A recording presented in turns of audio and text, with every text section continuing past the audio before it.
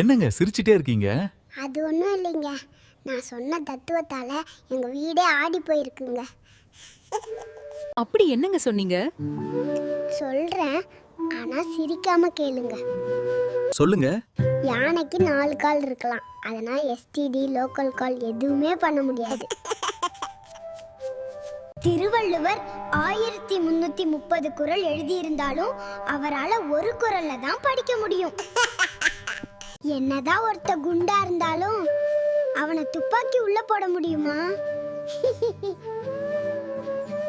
School டெஸ்ட்ல bit அடிக்கலாம், college டெஸ்ட்ல பிட் அடிக்கலாம், பிளட் டெஸ்ட்ல பிட் அடிக்க முடியுமா? லைஃப்ல ஒன்றும் இல்லைன்னா போர் அடிக்கும், தலையில ஒன்றும் இல்லைன்னா கிளார் அடிக்கும். வாழை மரம் தார் போடும், ஆனா அத வச்சு ரோடு போட முடியுமா? டீ கப்ல டீ இருக்கும், வேர்ல்டு கப்ல வேர்ல்டு இருக்குமா?